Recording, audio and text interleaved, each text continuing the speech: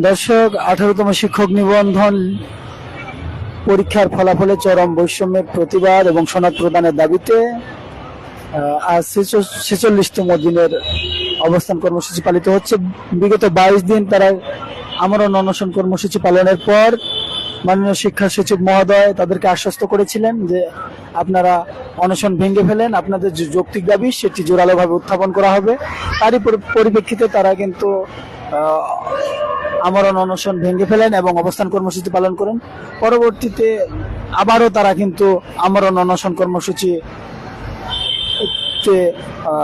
আমরণ অনশন কর্মসূচি পালন করছেন। এই যে দেখতে পাচ্ছেন স্যালাইন লাগানো, অনেকেই কিন্তু অসুস্থ হয়ে পড়েছেন। প্রথমবার আমরণ অনশন করতে গিয়ে কিন্তু অনেকে অসুস্থ হয়ে পড়েন। আমাদের 18তম শিক্ষক নিবন্ধন লিখিত পরীক্ষা উত্তীর্ণ একজন চাকরি প্রত্যাশী তিনি কিন্তু একজন আত্মহত্যা করেছেন এবং অনেকেই কিন্তু অসুস্থ হয়ে গেছেন। অনেক আন্দোলনকারী অনেক বোন তারা তাদের কোলের সন্তানকে বাড়িতে রেখে এসেছেন এবং তারা কিন্তু এখানে কুকুর বিড়ালের সাথে কিন্তু এই যে মানবেতর যে জীবনযাপন সেই জীবনযাপনই কিন্তু করছেন। আমরা দেখতে পাচ্ছি আজ মাননীয় শিক্ষা সচিব মহোদয়ের সাথে কথা বলতে সচিবালয়ে 18তম শিক্ষক নিবন্ধন লিখিত পরীক্ষা উত্তীর্ণ যে চাকরি প্রত্যাশী আছে তাদের প্রতিনিধি দল সচিব মহোদয়ের সাথে কথা বলতে ভেতরে প্রবেশ করেছেন। আমরা একজন চাকরি প্রত্যাশীর কাছ থেকে শুনবো তাদের যে প্রতি যে বৈষম্য এবং শিক্ষা সচিব মহোদয়ের সাথে তারা যে কথা বলতে গেছেন কতটুকু আশ্বস্ত তারা এই বিষয়ে।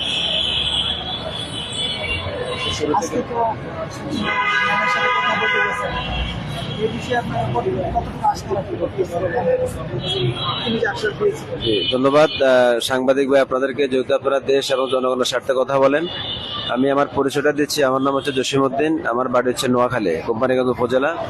আমি 18তম শিক্ষক নিবন্ধন প্রভাষক হাদিস পদে আমি বৈষম্যের শিকার। এনটিএসসি আমাদের উপর জুলুম করেছে। দেখেন, আমরা সেই 15 জুন থেকে আমরা আমাদের ন্যায্য দাবির জন্য আমরা বিভিন্ন জায়গাতে বিভিন্ন মহল্লায় আমরা আন্দোলন সংগ্রাম করে আসছি।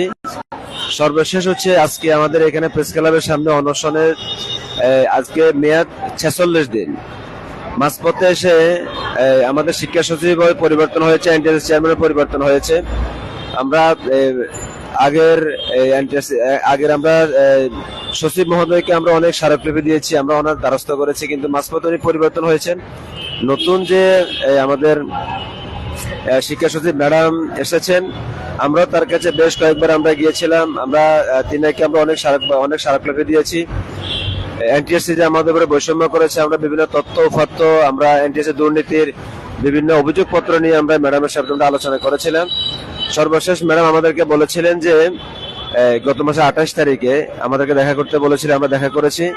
ম্যাডাম বললো যে আপনারা আমার উপরে আপনারা 100% আপনারা আস্থা রাখেন, বিশ্বাস রাখেন যে আমরা আপনাদের বিষয়টা আমরা পজিটিভলি ভাবে আমরা আলোচনা করব, যে আপনারা আবার অনশনটা ভঙ্গ করেন।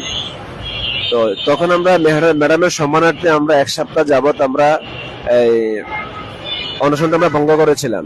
আমরা ম্যাডামকে বলেছিলাম যে যদি 1 সপ্তাহের মধ্যে যদি আপনি আমাদের ব্যাপারে কোনো পজিটিভ চিন্তা না করেন তাহলে আমরা পুনরায় আমরা অনশন করে বাধ্য হব। তখন ম্যাডাম আমাদেরকে বলেছে যে ঠিক আছে, আপনারা আমার উপরে 100% আস্থা রাখেন, যদি আমি আপনাদের 1 সপ্তাহের মধ্যে কোনো কিছু না করতে পারি তাহলে আপনারা পুনরায় আবার অনশনে আসেন। আমরা ম্যাডামের কথা মতো 1 সপ্তাহ পরে আমরা যখন আবার ম্যাডামের সাথে আলোচনা করতে যাই, তখন ম্যাডাম বললো যে আমরা আপনাদেরকে তো সঠিক কোনো তথ্য দিতে পারি নাই, আমি আলোচনা করতে পারি নাই, আমরা আপনাদের বিষয়ে আমরা পরে দেখব। তো পরে কখন ম্যাডাম আমাদেরকে 12 তারিখে ডেট দিলেন যে আপনারা 12 তারিখে আসেন। মাঝখানে অনেক বন্ধ গেছে, হিন্দুবাদের পূজা গিয়েছে। তো আমরা দীর্ঘ 12 দিন অপেক্ষা করার পরে আমরা 12 তারিখে আবার ম্যাডামের দ্বারস্থ হই। কিন্তু এখন চলমান এমপিভুক্ত শিক্ষকদের আন্দোলন প্লাস যেসব ভাইয়েরা নিয়োগ বঞ্চিত হয়েছেন তাদের আন্দোলনের কারণে আমরা 12 তারিখে ম্যাডামের সাথে আমরা আলোচনা করতে পারি নাই।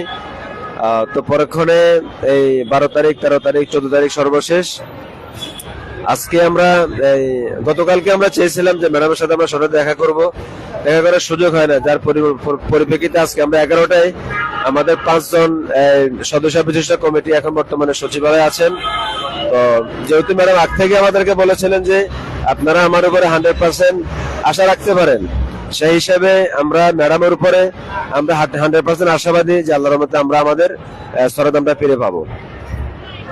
তো আপনাদের মাধ্যমে আমরা দেশ এবং জাতির কাছে জানতে চাই, আপনাদের মাধ্যমে আমরা জানতে চাই এবং দাবি যে আমরা যাতে আমরা আমাদের ন্যায্য অধিকারটা আমরা ফিরে পাই।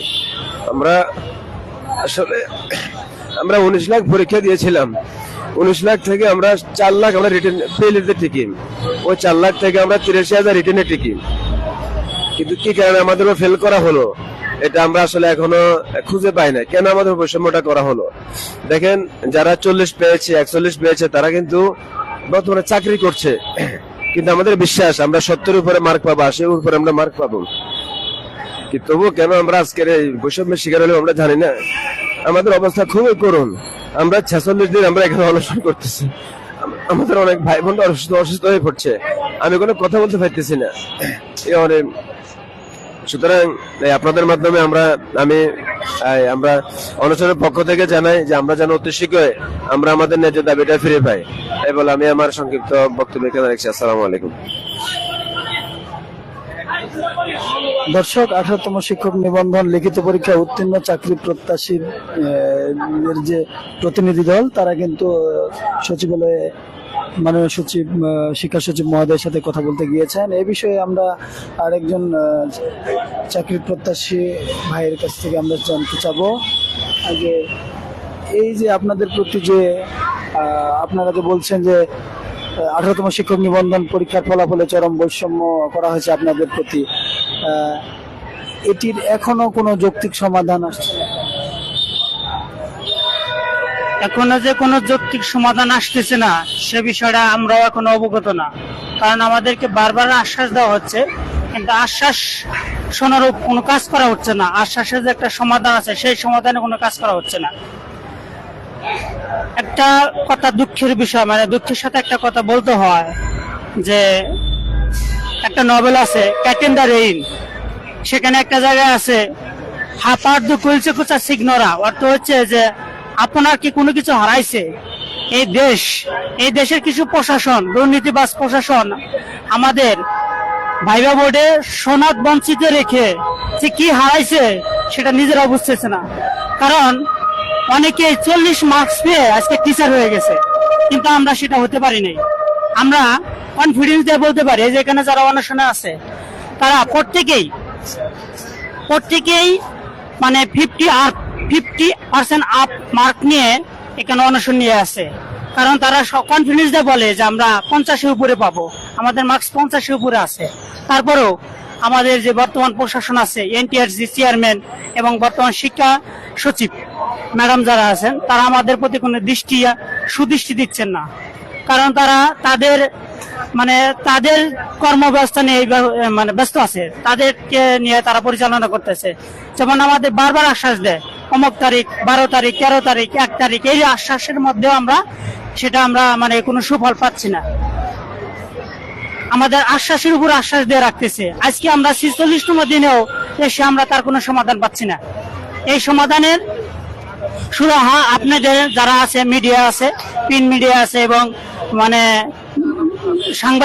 সাংবাদিক ভাইরা আছেন, তারা এটা নিয়ে আপনারা ভালো একটা নিউজ, আপনারা হলেন একটা দেশের তৃতীয় স্তম্ভের মানে তৃতীয় সরকার আপনাদের দ্বারা হয়, আপনারা এই সত্যকে ফুটিয়ে তুলবেন। আমার মনে হয় যে আমাদের এই ঘটনাটা যদি সঠিকভাবে তদন্ত করা হয়, যে মানে যারা অনশনে আছে বর্তমান প্রায় 20,000 ক্যান্ডিডেট অনশনে আছে, এই তারা যদি যে অনশনে আছে তাদেরকে নিয়ে যদি সঠিক তদন্ত করা হয়, আমি 100% বলতে পারি যারা এই দুর্নীতির সাথে জড়িত, রেজাল্ট বৈষম্যের সাথে জড়িত, তারা ওখান থেকে বেরিয়ে আসবে এবং তারা তাদের মানে দুর্নীতি মানে লুকানোর জন্য তারা কি করবে, আবারও কি করবে, একটা দিবে যে এটা না, এ সময় না, অন্য সময়, আজকে না কালকে, একটা ডেট পিছিয়ে দিবে। আর আপনারা যারা সাংবাদিক বৃন্দ আছেন তারা আপনারা চাইলে তারা সেটা করতে পারবে না। আপনারা সঠিক তথ্য নিয়ে তাদের সামনে দাঁড়াবেন, দেখবেন যে তারা আমাদের কথা, আমাদের অনশনের যে কার্যক্রম, আমাদের সনদ চাওয়া, আমাদের মনের যে চাওয়া, এটা তারা মেনে নিবে। মেনে নিয়েই আমাদেরকে কি এখান থেকে বলবে যে আপনাদের সমস্ত দায়িত্ব, সমস্ত দাবি দামা আমরা মেনে নিচ্ছি, আপনারা এখন আপনাদের ঘরে ফিরে যেতে পারেন। একটা কথা আছে যে ইন্নাকা লা তাজমিনা শাওকাল ইনাফ, কাটা গাছের কাছে আঙ্গুর ফলে আশা করা যায় না, আঙ্গুর গাছের কাছে আঙ্গুর ফলে আশা করতে হবে। এখন আমার মনে হচ্ছে যে বর্তমান যে প্রশাসন আছে, এনটিআরসি প্রশাসন, তারা একটা কাটা গাছ, তাদের কাছে আমরা কিভাবে আঙ্গুর ফলে আশা করি? তাদের যে কথাবার্তা, তাদের যে কথা দেওয়া, কথা রক্ষা করা, এই রক্ষা তারা করতে পারে নাই। এই জন্য তাদের আজকে মনে থেকে বলতে চাচ্ছি যে তারা একটা কাটা গাছের মতো আছে। আমরা সেই দৃষ্টিকোণ থেকে আবারও আমরা আমাদের আবেগ দিয়া, আমাদের অনুভূতি দিয়া, আমাদের কান্না জড়িত, আমাদের এখানে আছে অনেকেই আছে না খেয়ে আছে, অনশন করতেছে, অনেকে দূর দূরান্ত থেকে আছে। আমি এসে জামালপুর থেকে, অনেকে আসছে এই যে যশোর থেকে আসছে, এরকম অনেকে আছে। ওই যে একটা বাবুকে নিয়ে আসছে, তার নিজের ছেলে, মানে বাবু, তার মা, ওই বাবুর মা এখানে অনশনে বসছে। এই যে যারা আসছে দিনের পর দিন কেন অনশন করতেছে, এটা কি প্রশাসনের চোখে পড়তেছে না? প্রশাসন সবই দেখতেছে, কিন্তু দেখেও না দেখে বান করে চলতেছে। আর আমার এই বাংলাদেশের মুক্ত গণ মানে মিডিয়ার কাছে আমার একটা দাবি, আমাদের দাবিগুলা আপনারা এই প্রশাসনের কাছে তুলে ধরেন এবং আমাদের যে এনটিআরসি আছে তাদের কাছে তুলে ধরেন, যাতে করে তারা আমাদের দাবি দোবা মেনে নিয়ে আমাদের যৌক্তিকভাবে আমাদের সনদ প্রদান করে সামনে আমাদের শিক্ষক হওয়ার সুযোগ করে দেন। এবং আমরা জানি করে একটা জাতির মতো করে জাতি গঠন করে তুলতে পারি। এই বলে আমি আমার বক্তব্য শেষ করছি। আসসালামু আলাইকুম। দর্শক, আমরা শুনলাম 18তম শিক্ষক নিবন্ধন লিখিত পরীক্ষায় উত্তীর্ণ চাকরি প্রত্যাশী প্রার্থীবৃন্দের তাদের যে আকুতি, তাদের যে আর্তনাদ, তাদের একটাই দাবি, তাদেরকে চাকরি নয়, তাদেরকে সনদ প্রদান করুন। এরপরে বিশেষ গণবিজ্ঞপ্তির মাধ্যমে তারা যদি তাদের মেধা তালিকায় এগিয়ে থাকে, সেক্ষেত্রে তারা চাকরিতে প্রবেশ করতে পারবেন। কিন্তু তাদের প্রথম দাবিটাই হচ্ছে যে তাদের যে 18তম শিক্ষক নিবন্ধন লিখিত পরীক্ষায় উত্তীর্ণ হবার পরেও ভাইভাতে যে তাদেরকে অকৃতকার্য দেখানো হয়েছে, সেটির একটি যৌক্তিক সমাধান। অর্থাৎ তাদেরকে সনদ থেকে বঞ্চিত করা হয়েছে, যেই সনদের দাবিতেই তারা কিন্তু আজ 46তম দিনের অবস্থান কর্মসূচি পালন করছেন। দ্বিতীয় দফায় আমরণ অনশন কর্মসূচি পালিত হচ্ছে। প্রথম দফায় 22 দিন আমরণ অনশন কর্মসূচি পালনের পর মাননীয় শিক্ষা সচিব মহোদয় তিনি তাদেরকে আশ্বস্ত করেছিলেন। তাদের শিক্ষা সচিব মহোদয়ের সেই আশ্বাসের উপর আস্থা রেখে তারা কিন্তু এখানে অবস্থান কর্মসূচি পালন করে যাচ্ছেন।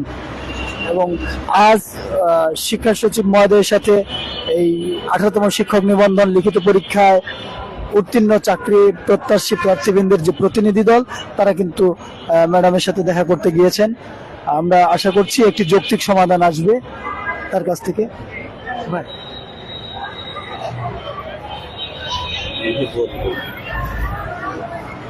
আসসালামু আলাইকুম।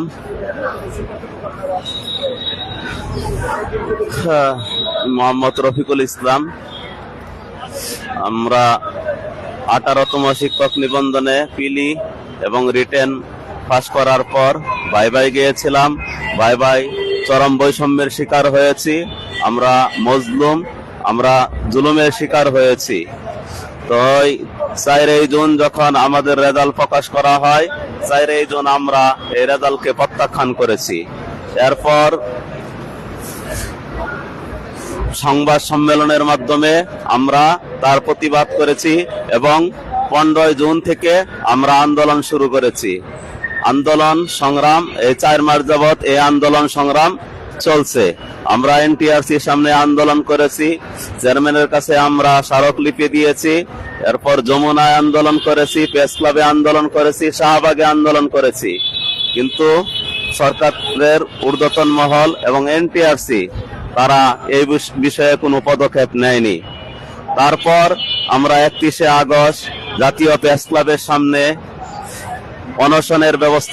অনশন কর্মসূচি ঘোষণা করেছি এবং অবস্থান কর্মসূচি প্লাস অনশন কর্মসূচি। এরপর 16 সেপ্টেম্বর আমরা আমরণ অনশনে গিয়েছিলাম। 21শে সেপ্টেম্বর মাননীয় শিক্ষা সচিব মহোদয় রেহানা পারভিন ম্যাম আমাদেরকে অনশন ভাঙার জন্য বলেছেন এবং আমাদের সনদের ব্যবস্থা করবেন এই আশ্বাস দিয়েছিলেন। কিন্তু অনেক দিন পেরিয়ে গেছে, তিনি তা এখন পর্যন্ত বাস্তবায়ন করেন নাই, যার কারণে এখনো আমরা প্রেস ক্লাবের সামনে আমরণ অনশন প্লাস অবস্থান কর্মসূচি পালন করছি। তো আজকে আমাদের প্রতিনিধি টিম সচিবালয়ে গিয়েছে। আমরা 100% বিশ্বাস করি যে আজকের মধ্যেই আমাদের যে সমস্যা, এই সমস্যার সমাধান হবে, এই আশাবাদ ব্যক্ত করি। আর যদি এখান থেকে এই সমস্যার সমাধান না হয়, এখানে আমরা 20,000 প্লাস প্রার্থী রয়েছি, আমাদের সমস্যা যদি সমাধান না হয় তাহলে আমরা এই 20,000 প্লাস প্রার্থীর সাথে আমাদের আত্মীয় স্বজন রয়েছে, আমাদের ভাই বোন মা বাবা যারা রয়েছে, তাদেরকে নিয়ে আমরা কঠোর কর্মসূচি দিব।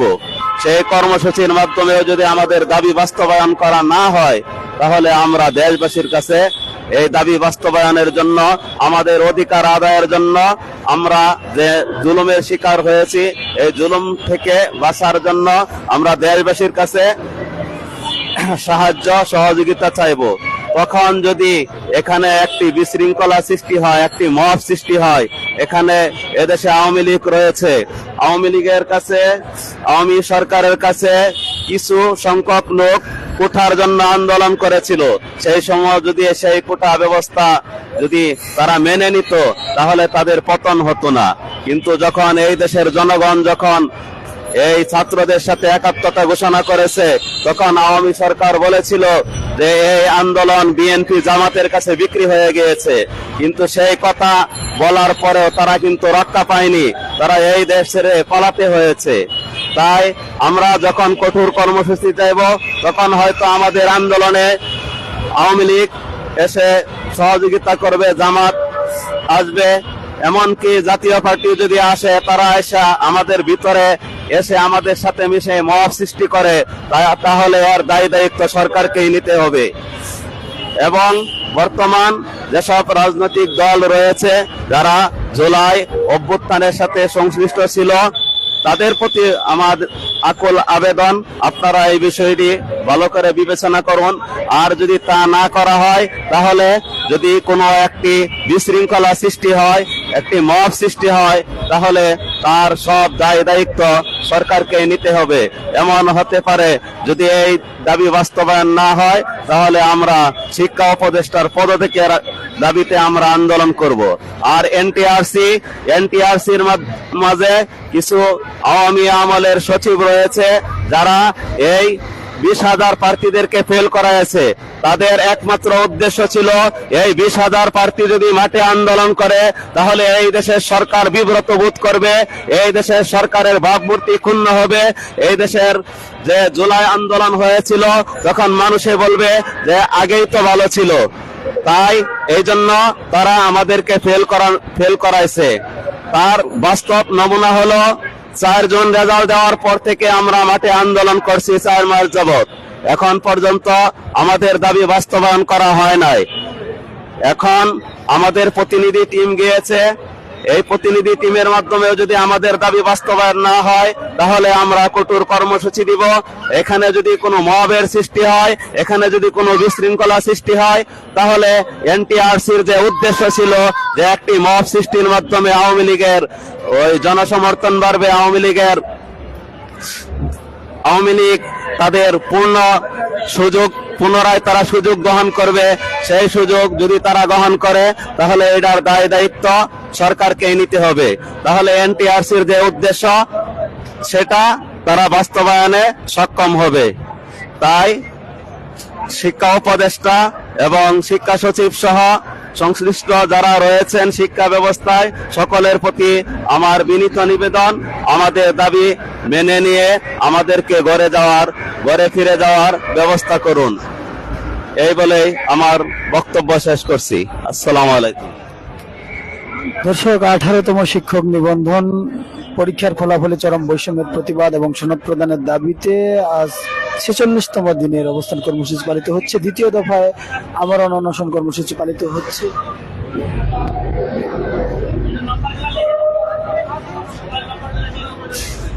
প্রিয় সাংবাদিক বন্ধুগণ, আপনাদেরকে ধন্যবাদ জানাই। একটা কথা আসলে না বললে নয়, যে কথা হচ্ছে আমাদের নতুন শিক্ষা সচিব ম্যাডাম যখন নতুন দায়িত্ব নিয়েছিলেন, তিনি আমাদেরকে অনেক আশ্বস্ত করেছেন যে আপনারা আমার উপরে বিশ্বাস রাখেন যে আমি আপনাদের বিষয়টা নিয়ে ভাবছি, আপনাদের বিষয়টা আমি জানি, আপনাদেরকে 100% আপনাদের বিষয় নিয়ে আমরা চিন্তা ভাবনা করবো, আপনাদেরকে সনদ বুঝিয়ে দিব।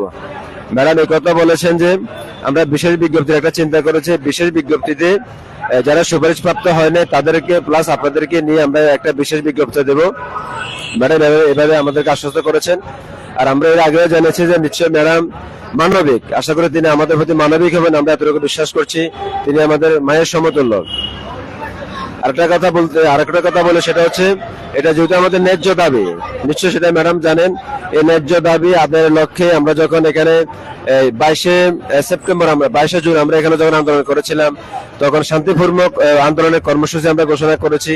তখন সেখানে পুলিশ আমাদের উপরে লাঠিচার্জ করেছে, আমাদের উপর টিয়ারশেল নিক্ষেপ করেছে, আমাদেরকে জলকামান দিয়েছে, যেটা আপনারা সাংবাদিক বন্ধুগণ সেটা আপনারা সচক্ষে দেখেছেন। এত কিছুর বিনিময়ে কিন্তু আমরা আমাদের ন্যায্য দাবির জন্য আমরা পিছু হটিনি, আমরা আমাদের আন্দোলন চালিয়ে গেছিলাম। এবার আমরা শাহবাগ অবস্থান করেছি, আমরা এনটিআরসি ঘেরাও কর্মসূচি দিয়েছিলাম, সেখানে আমরা আমাদের চেয়ারম্যানকে পাই নাই। সেখানে পুলিশ আমাদের সাথে সবাই না, কিছু পুলিশ আমাদের সাথে খারাপ আচরণ করেছে, আমাদের এক ভাইকে আপনার দাড়ি ধরে টানা হেঁচড়া করেছে, আমাদের অনেক বোনের জামা কাপড় নিয়ে টানা হেঁচড়া করেছে, আমাদের প্রায় 40 জন সহযোদ্ধা ভাই বোন হসপিটালে ভর্তি ছিল।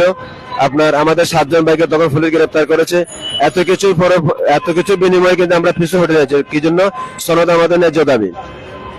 এখানেও আমরা যদি আজকে 46 দিন আমরা অনুষ্ঠান করেছি, এর বিনিময়ে অন্তত প্রায় আমাদের এই সর্বসাকুল্যে 50 জনের মতো ভাই আমাদের হসপিটালে চিকিৎসা নিয়েছেন। আমরা আন্দোলন থেকে আমরা পিছু হটি নাই। সর্বশেষ আরেকটা কথা আমাদের সহযোদ্ধা ভাই বোনদেরকে বলবো, ভাই আমরা ব্যর্থ হয়েছি 23,000, কিন্তু আমরা অনুষ্ঠানে আজ থাকি 150, 200, 250, 300 জন। কিন্তু আমরা এর আগে আমরা অতি দ্রুত সনদ পেয়ে যেতাম, শুধুমাত্র আমাদের উপস্থিতির কমের কারণে আমরা সনদটা পেতে একটু লিঙ্গার হচ্ছে। আমাদের সহযোদ্ধা যেসব বাইরে আছেন, যারা যেখানে আছেন, আমরা আপনাদেরকে হাত জোর করে বলবো, আপনারা যেখানে আছেন আপনারা দ্রুত আমাদের অনুষ্ঠানের মাঠে চলে আসেন। আমরা প্রেস ক্লাবের মাঠে আমরা অবস্থান করি। 2-1 দিন যদি আমরা 23,000 যদি আমরা একদিন অবস্থান করতে পারি, ইনশাল্লাহ আমরা সাথে সাথে সনদটা পেয়ে যাবো। তাই আপনাদের প্রতি আকুল আবেদন, আপনারা যেখানে আছেন কষ্ট করে হলেও আপনারা প্রেস ক্লাবের সামনে অবস্থান করুন। আসসালামু আলাইকুম।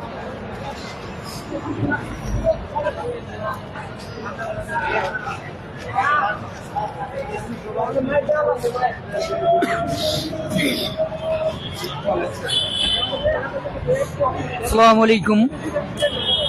আমি প্রথমে বলতে চাই, 1,822,টি শূন্য পদ থাকার পরও আমাদেরকে অন্যায়ভাবে ফেল করিয়ে দেওয়া হয়েছে। যেখানে 1,822,টি শূন্য পদ আছে, সেখানে কেন আমাদেরকে ফেল করানো হবে? আমরা ভালো পরীক্ষা দিয়েছি। আমরা 18 লক্ষ ক্যান্ডিডেট প্রথমে প্রিলি পরীক্ষা দিয়েছি, সেখানে আমরা 4,85,000 প্রিলিতে উত্তীর্ণ হয়েছি।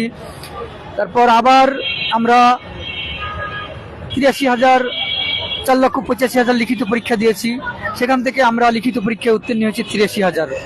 এই 83,000 আমরা ভাইবা দিয়েছি, সেখানে 60,500 জনকে পাস করিয়েছে এবং আমাদেরকে এই যে 20,000 সামথিং ফেল করিয়েছে। এটা অন্যায়ভাবে ফেল করিয়েছে। আমরা ফার্স্ট ক্লাস রেজাল্ট করেছি, ভালো মানের কলেজ বিশ্ববিদ্যালয় থেকে পড়াশোনা করেছি। আমরা এই বৈষম্য মেনে নিতে পারি না। আমাদের মা বাবা আমাদেরকে কষ্ট করে পড়াশোনা করিয়েছেন। আমরা 90% এখানের ভাই বোনেরা আমরা গ্রাম থেকে উঠে এসেছি। আমাদের মা বাবা অত্যন্ত কষ্ট করে পড়াশোনা করিয়েছেন। আমাদের দিকে তারা চেয়ে আছেন কখন সন্তান একটা চাকরি করবে, সংসারে হাল ধরবে, বাবা মার মুখে দুমুঠো ডাল ভাত তুলে দিবে। আমাদের ছোট ভাই বোনগুলো আমাদের দিকে তাকিয়ে আছে, বড় ভাই আপুরা চাকরি করবে, আমাদের পড়াশোনার খরচ বহন করবে। কিন্তু আমাদের সাথে যে অন্যায় করেছে, এই অন্যায় আমরা কোনোভাবেই মেনে নিতে পারি না। এনটিআরসি এর নিয়মে 40% নাম্বার পেলে সেখানে তাদেরকে উত্তীর্ণ করা হয়, কিন্তু আমাদেরকে কেন ফেল করানো হলো? আমাদের 20 মার্ক থাকে ভাইভাতে, তার মধ্যে আমাদের সার্টিফিকেটে থাকে 12 মার্ক। আমরা 12তে 12ই আমাদের আছে। আমরা সেখান থেকে যদি 8 মার্ক পাই, তাহলেই তো আমরা 40% মার্ক আমাদের হয়ে যাচ্ছে। আর ড্রেস আপে হচ্ছে 4 এবং ভাইভাতে 4, মৌখিক পরীক্ষায় 4। আমরা কি উলঙ্গ হয়ে গেছি? কখনোই না। আমরা যদিও নিম্নবিত্ত মধ্যবিত্ত পরিবারের সন্তান, তারপরেও একটা মোটামুটি ভালো জামা কাপড় পরে গেছি। কিন্তু আমাদের সাথে যে অন্যায় করা হয়েছে, এই অন্যায় আমরা কোনোভাবেই মেনে নিতে পারি না। তাই আমি এনটিআরসি এর চেয়ারম্যান আমিনুল স্যার, শিক্ষা মন্ত্রণালয়ের সচিব রেহেনা পারভিন ম্যাডামের কাছে আমি আকুল আবেদন জানাই, আপনারা আমাদের সনদ দিয়ে আমাদেরকে চাকরি করার সুযোগ করে দিন, কর্মসংস্থানের সুযোগ করে দিন। আমরা বাবা মার যে কষ্ট, বাড়ি আমরা যেতে পারি না। আমাদের যে ঈদের 3 দিন আগে আমাদের রেজাল্ট দিয়েছে, আমরা ঈদ করতে পারিনি ভালোভাবে। বাবা মার মুখের দিকে তাকাতে পারি না, চোখের প্রায় পানি চলে আসে। এই বৈষম্য আমরা মেনে নিতে পারি না। দেশে আজকে হাজারো উচ্চশিক্ষিত তরুণ কেন এই বেকারের বৈষম্যের শিকার হবে? এনটিআরসি এর পরীক্ষা এবং অন্য চাকরির পরীক্ষা তো একই রকম না। অন্য চাকরির পরীক্ষায় যেখানে 3 ভাগ 4 ভাগ টিকানো হয়, সেখানে 3 ভাগ 4 ভাগ পরীক্ষায় টিকানো হয়, সেখানে 1 ভাগ নেই, বাকিগুলো আউট করে দেয়। আর এখানে 0 পদের বিপরীতে লিখিত পরীক্ষায় টিকানো হয়।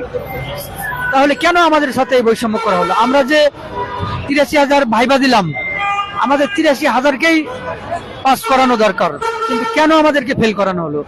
এই বৈষম্য আমরা কোনোভাবেই মেনে নিতে পারি না। আমাদের সাথে অন্যায় করা হয়েছে, জুলুম করা হয়েছে। এই জুলুম, অন্যায় আমরা মেনে নিতে পারি না। তাই আমি বলতে চাই এনটিআরসি এর চেয়ারম্যান স্যার আমিনুল স্যার এবং শিক্ষা মন্ত্রণালয়ের সচিব রেহানা পারভিন ম্যাডামকে, আমাদেরকে সনদ দিয়ে বেকারের খাতা থেকে আমাদেরকে মুক্তি দিন। আমরা সম্মানের সাথে বাঁচতে চাই। আমরা উচ্চশিক্ষিত ছেলে মেয়ে, আমরা কোথায় যাব? আমরা কষ্ট করে পড়াশোনা করেছি। মা বাবা যে কত কষ্ট করে পড়াশোনা করাই, একমাত্র গ্রামের নিম্নবিত্ত দরিদ্র পরিবারের সন্তানেরাই এটা জানে। তাছাড়া অন্য যারা উচ্চবিত্ত পরিবারের সন্তান, তারা কিন্তু জানবে না যে আসলে মা বাবা কতটা ত্যাগ স্বীকার করে পড়াশোনা করাই। তাই আমি বলতে চাই, আমাদেরকে সনদ দিয়ে আমাদেরকে কর্মসংস্থানের যেন আমরা সুযোগ পাই, তার জন্য আমাদেরকে সনদ দিন। আমরা সম্মানের সাথে এই দেশের নাগরিক হয়ে বাঁচতে চাই। শেষ করলাম। দর্শক, 18তম শিক্ষক নিবন্ধন লিখিত পরীক্ষায় উত্তীর্ণ চাকরি প্রত্যাশী প্রার্থীবৃন্দের আজ 46তম দিনের যে অবস্থান কর্মসূচি, সেটি কিন্তু পালিত হচ্ছে। আজ কিন্তু অনেকে সমবেত হয়েছেন, বিভিন্ন জেলা থেকে তারা এখানে উপস্থিত হয়েছেন। আমরা এখানে অনেককে দেখতে পাচ্ছি যারা বিভিন্ন জেলা থেকে এসেছেন। তারা কিন্তু পরিবার ছেড়ে, সন্তানাদি ছেড়ে, অসুস্থ বাবা মাকে ছেড়ে এখানে কিন্তু অবস্থান করছেন। দীর্ঘদিন থেকে তারা এই সনদের দাবিতে আন্দোলন কর্মসূচি পালন করে যাচ্ছেন। অনেকেই কিন্তু এখানে আন্দোলন কর্মসূচি পালন করতে গিয়ে কিন্তু অনেকে অসুস্থ হয়ে পড়েছেন। আজ মাননীয় শিক্ষা সচিব মহোদয়ের সাথে আলোচনা করতে 18তম শিক্ষক নিবন্ধন লিখিত পরীক্ষায় উত্তীর্ণ যে চাকরি প্রত্যাশী বৃন্দ আছে, তাদের যে প্রতিনিধি দল, তারা কিন্তু সচিবালয়ে গিয়েছেন। মাননীয় শিক্ষা সচিব মহোদয়ের সাথে তারা আজ কথা বলবেন এবং এর একটা যৌক্তিক সমাধান বের করার চেষ্টা করবেন। এবং এই সমাধান হচ্ছে তাদেরকে সনদ প্রদান করা। সনদ প্রত্যাশীদের প্রত্যাশা যে এর যৌক্তিক সমাধান হবে, যে তাদেরকে সনদ প্রদান করা হলে তবে এর যৌক্তিক সমাধান হবে। তারা চাকরি চান না, তারা চান সনদ। অর্থাৎ তারা বলছেন যে আমাদেরকে চাকরি দিতে হবে না, আমাদেরকে শুধু আমাদের যে ন্যায্য অধিকার সনদ, সেই সনদটি প্রদান করেন। আর পরবর্তীতে বিশেষ গণবিজ্ঞপ্তির মাধ্যমে মেধা তালিকার ভিত্তিতে আমাদের যারা মেধা তালিকা এগিয়ে থাকবেন, তারাই হচ্ছে চাকরিতে প্রবেশ করবেন। কিন্তু চাকরি প্রত্যাশীদের দাবি যে তাদেরকে হচ্ছে, তারা যে লিখিত পরীক্ষায় ভালো মার্ক পাওয়ার পরেও ভাইভাতে যে তাদেরকে অকৃতকার্য দেখানো হয়েছে, এর একটা যৌক্তিক সমাধান করা। অনেক চাকরি প্রত্যাশী বলছেন তাদের যে দাবি, সেই দাবি যদি অযৌক্তিক হয়ে থাকে সেক্ষেত্রে আপনারা তদন্ত কমিটি গঠন করেন। তদন্ত কমিটি গঠনের মাধ্যমে সুষ্ঠু তদন্ত হবে এবং সুষ্ঠু তদন্তের যে ফলাফল হবে সেটি তাদেরকে জানিয়ে দিন। তাদেরকে কি কারণে অকৃতকার্য দেখানো হয়েছে সেটির একটি যৌক্তিক সমাধান হোক। অর্থাৎ তদন্ত কমিটি গঠনের মাধ্যমে এর একটা সুষ্ঠু তদন্ত হবে যে এনটিআরসিএ 18তম শিক্ষক নিবন্ধন পরীক্ষার ফলাফলে বৈষম্য করেছে কিনা সে বিষয়ে একটি সুষ্ঠু তদন্ত এবং তদন্তের রিপোর্ট তারা কিন্তু জানতে চাচ্ছেন। তাহলে তারা এখান থেকে চলে যাবেন, স্বেচ্ছায় চলে যাবেন। যদি সেখানে যদি তদন্তের মধ্যে যদি এনটিআরসি যদি সঠিক থাকে সেক্ষেত্রে যারা সনদ প্রত্যাশী তারা তাদের এই আন্দোলন থেকে তারা চলে যাবেন। কিন্তু তাদেরকে যদি এর কোনো যৌক্তিক সমাধান না দেওয়া হয়, তারা যতক্ষণ প্রাণ আছে, অনেকের ভাষ্য মতে যে যতক্ষণ তাদের প্রাণ আছে তারা এখানে হয় সনদ যাবে, নয়তো তাদের এখান থেকে তাদের লাশ যাবে। অর্থাৎ তারা কিন্তু সনদ না নিয়ে কেউ বাড়িতে ফিরবেন না, এমনটি তারা কিন্তু ব্যক্ত করেছেন।